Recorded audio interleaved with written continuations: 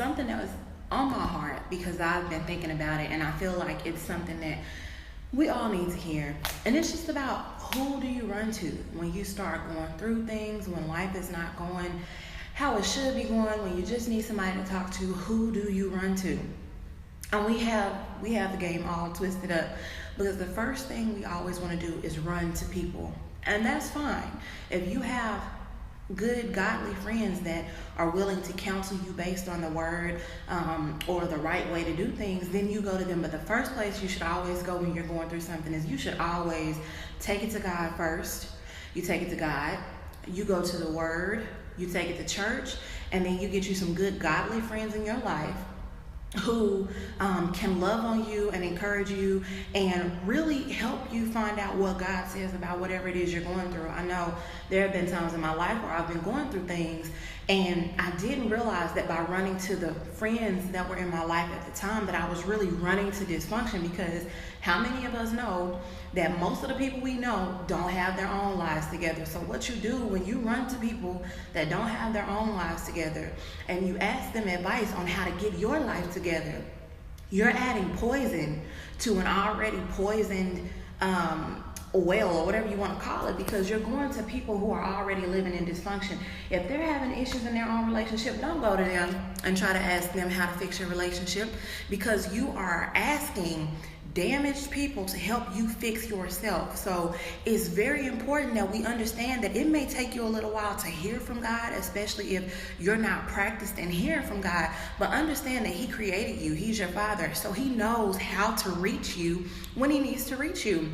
A lot of the time we use the excuse of, I don't want to ask God because I don't know how to hear from Him. Well, the thing is, God knows your method of communication. For example, me, I love to listen to sermons while I'm at work. Like, I get on YouTube and I just listen to different sermons.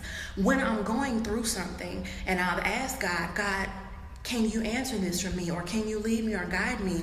And I begin to listen to sermons. God will even sometimes bring a sermon randomly to the very top of my list on YouTube, so that as soon as I get on there, the answer to what I have asked Him is in the sermon that I'm getting ready to watch. If you're somebody who God can reach through music, you'll be riding in your car and a song on the radio will come on and it'll speak to your issue. Or, if you hear through people, God will bring the right person in your path at the right time to serve as an answer to whatever the question is you asked Him. And so a lot of us going to God, we avoid that because we feel like we don't know how to hear from God. Well, your parents, if you're in the middle of, let's say Walmart, because I've done it before. If you're in Walmart, right, and you have lost your parents, or you feel like your parents have lost you, and you start calling mama, your parents know your voice, and they know that you know their voice. And so they could be way on another aisle, and they will call your name in a way that's recognizable to you because you know their voice and they know your voice.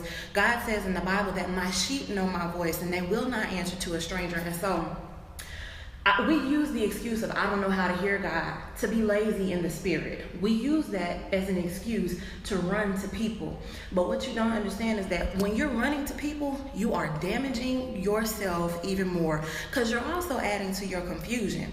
You cannot go, especially people who are not living for God. And this is not me being high and mighty. This is saying that the benefit of having good, godly people in your life is that by seeking counsel and conversation with them, you know that they're going to counsel you and give you godly advice, not my opinion as your friend, not my opinion according to what society says, but hey, here's the word, this is what God says about it, this is what I've experienced in my life with regard to this situation. Now you take that and pray about it, and you ask God to speak specifically to you and your issue. So I know for me, when I was going through a lot of things I was going through, I was running to people in my life that shouldn't have been in my life to begin with. And so by running to, number one, people that shouldn't be in your life, that's another dangerous thing. If you have people in your life that shouldn't even be in your life, you're running to them to ask them to help you fix your problem. But what you're really doing is you're further breaking down whatever it is you're going through. Because if they already shouldn't be in your life, 9 times out of 10, they don't have a right relationship with God. And so they're not going to be able to answer your question based on what the word says. For example, if you're dating and you want to sleep with the person you're dating real bad, and you go to somebody who's living in the world and doing those things, and you're like, what should I do about it? They're gonna tell you the wrong thing. They're gonna be like, I don't see nothing wrong with it. Nobody is a virgin until they're married. Everybody has sex before they get married. So you're gonna think, it's okay, everybody else is doing it. That's not what the word says, okay? If you are wanting to engage in other things that you shouldn't be engaging in, and you're running to people that are already doing it, they're going to confirm the wrong things for you. It's so important that we take the time to run to God first. And I know it's hard because we have so much going on in the flesh that sometimes it's hard for us to hear God. But if you're patient with him, he will reach you. So remember, you run to God, you pray about it. I don't care how long you feel like you gotta wait. You pray until God shows up. And I know for me, I'm hard-headed. So when I pray about stuff, I'll say, God, you know that I overthink. You know my thoughts are all over the place. You know how I am. And you know that I don't listen well. So when you answer me in a way that I know it's you, that I have no choice but to listen and know that this couldn't have been anybody but God. I hear it through sermons and I hear it through people. So sometimes when I'm going through something and I'm like, Lord, I really need you to answer this for me. One of my friends will send me a text and say something and I'm like, oh my God, that's my answer. I know that was God, because they don't even know that that's what I'm dealing with, but they said something to me that had to do with that. I know a lot of, now I'm glad that God has removed a lot of the people in my life that were not good godly friends, because he's replaced them with godly friends.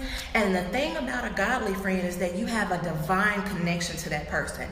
And somehow it seems like they always know when something's wrong, when you need prayer, when they need to check on you.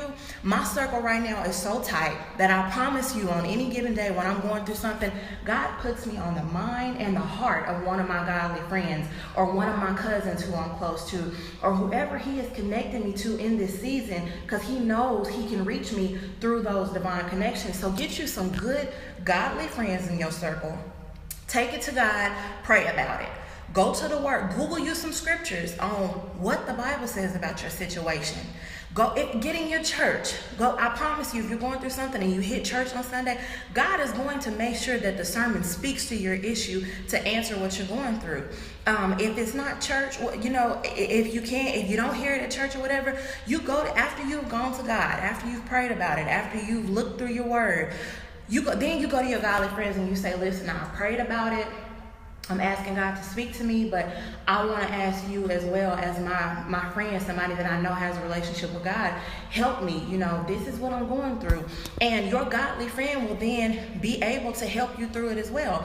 And that's why when you're going through things, running to people first is not the thing to do, because all of us, even your godly friends don't have their life fully together. But they also understand they don't have it together, and so they will counsel you based on the word. So it's so important that you take it to God, that you take it to the word, that you take it to your good godly friends, because that's how you're going to be able to get the answer to your question. And you get real with God and you say, God, I don't even know how to hear your voice right now. I'm new at this. I don't have the best relationship with you, but I'm going through something and I'm so desperate and I need to hear your voice that I'm asking you to reach me specifically in a way that you know that I will hear you, because I'm not super spiritual and I don't know how to hear that still small voice yet, but God, send somebody in my path that will answer my question. Send somebody in my path that will say something and they don't even know that they're answering my question. God, speak to me specifically. Let a song come on and I know that it's you. You got to get real with God and stop being afraid to go to your Father and say, I'm lost. I don't know what I'm doing.